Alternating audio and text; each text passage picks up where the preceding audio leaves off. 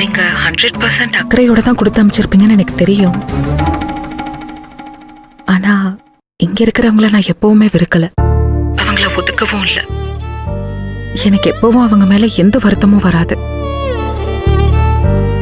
1000 இருந்தாலும் அவங்களாம் என் அக்காங்க. இந்த வீட்ல இங்க இருக்கிற ஆம்பளைங்க எவ்வளவோ கோவப்பட்டு என்னென்னமோ பண்ணிருக்காங்க மேம். அதெல்லாம் சகிச்சுக்கிட்டு அவங்களுக்கே சமைச்சு போடுறவங்க எனக்கு சாப்பாடு தர மாட்டாங்களா?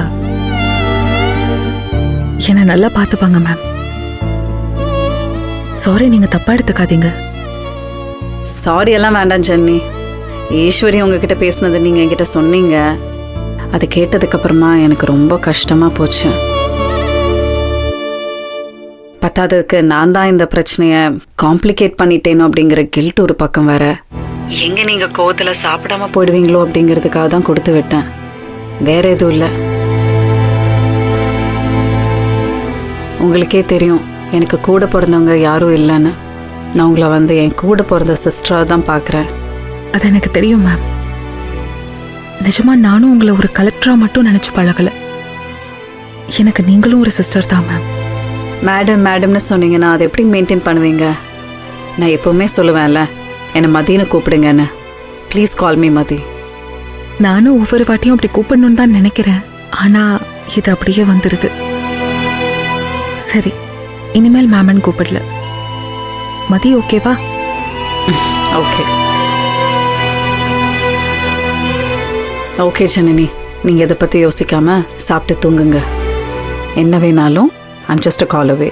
ஓகே? நிச்சயமா Mathi. Good night. Good night Janani.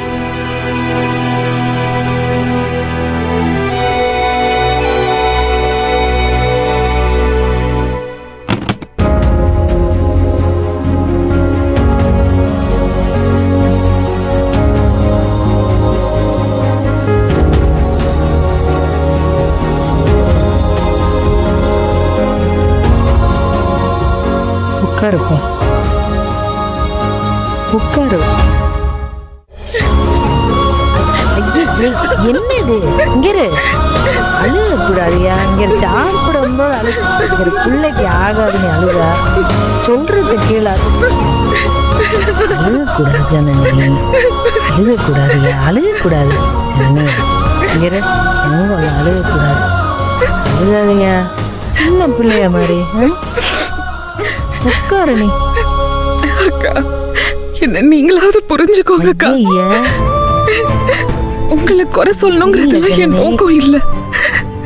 இதெல்லாம் என்ன இது? நீ இதெல்லாம் நீ சொல்ல வேணுமா? உட்காரு. நீ உட்காரு உட்காரு தயவு செஞ்சு உட்காரு. உட்காரு நீ உட்காரு. இதெல்லாம் நீ சொல்ல வேண்டிய அவசியம். நாங்க தான் இப்போ உன்கிட்ட மன்னிப்பு கேட்கணும். என்ன சின்ன பிள்ளை மாதிரி அழுகுறதா? சாப்பிடு நீ முதல்ல. சாப்பாடு தரவா? ஊட்டி விடவா? வேணாம் ஜனனி, முதல்ல சாப்பிடு. எனக்கு வேணாக்கா, பசி இல்ல. உனக்கு பசி காட்டியா என் பிள்ளைக்கு பசிக்கவும் சாப்பிடு.